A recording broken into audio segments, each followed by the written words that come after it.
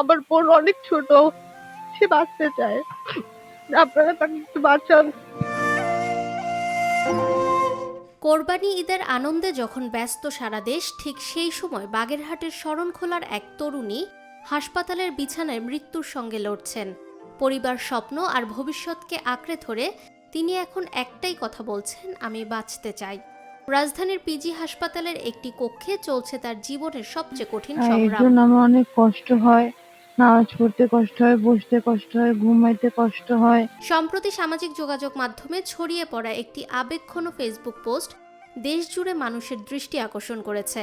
সেখানে তিনি লিখেছেন, আমি বাঁচতে চাই, আমি পৃথিবীটা আরও একটু দেখতে চাই, আমি আমার পরিবারকে ছেড়ে এত তাড়াতাড়ি চলে যেতে চাই না। পরিবার সূত্রে জানা যায়, তরুণীর নাম ইসমত আরা ইতি। তিনি বর্তমানে ইন্টারমিডিয়েট প্রথম বর্ষের শিক্ষার্থী। এসএসসি পরীক্ষার সময় প্রথম তার লিভার রোগ ধরা পড়ে। দীর্ঘদিন চিকিৎসার পর বর্তমানে তার শারীরিক অবস্থা সংকটাপন্ন পর্যায়ে পৌঁছেছে। শরণখোলা উপজেলার নলবুনিয়া গ্রামের বাসিন্দা ইতির বাবা একজন বৃদ্ধ ব্যক্তি। বর্তমানে পরিবারটির কোনো স্থায়ী আয়ের উৎস নেই। দীর্ঘদিনের চিকিৎসা, ঔষধ ও হাসপাতাল ব্যয়ের কারণে পরিবারটি এখন চরম আর্থিক সংকটে পড়েছে। প্রাথমিক অবস্থায় আমাদের একটা 20 লাখ টাকার হিসাব দেয়, যেটা ওটিতে লাগবে। এর পরবর্তীতে ফলো আপ আছে, অনেক কিছু আছে যেটা আসলে আমাদের মতন ফ্যামিলির জন্য অনেক কঠিন। সেজন্যই আমরা বিভিন্ন মাধ্যমে সাহায্য চাই, যে আমার বোন মাত্র 18 বছর বয়স, তাকে আমরা একটু বাঁচাইতে পারি সবাই মিলে।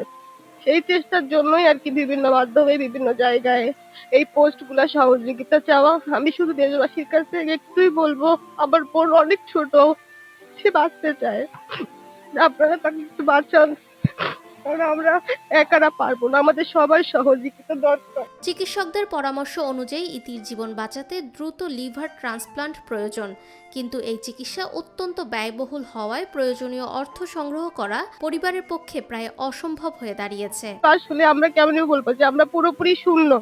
এই 4 মাস এখানে ভর্তি, আমরা অনেক খরচ হয়ে গেছে, যে আমরা আর পারতেছি না। লিভার ট্রান্সপ্লান্ট একটি ব্যয়বহুল চিকিৎসা প্রক্রিয়া। এতে সাধারণত 18 লাখ থেকে 40 লাখ টাকা ব্যয় হয়। 13 জুন সম্ভাব্য অস্ত্রোপচারের তারিখ থাকলেও প্রয়োজনীয় অর্থের ব্যবস্থা না হলে চিকিৎসা প্রক্রিয়া ঝুঁকির মুখে পড়তে পারে। ইতির পরিবার এখন দেশ বিদেশের মানবিক মানুষ, প্রবাসী বাংলাদেশি, সমাজের বিত্তবান ব্যক্তি এবং বিভিন্ন স্বেচ্ছাসেবী ও দাতব্য সংগঠনের কাছে সহযোগিতার আবেদন জানিয়েছে।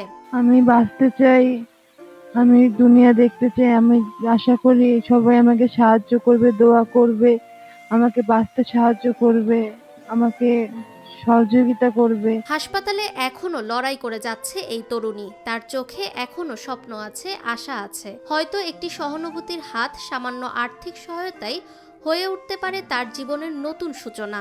আসলে আমাদের মতন ফ্যামিলি এই চিকিৎসা করাইতে পারবে না।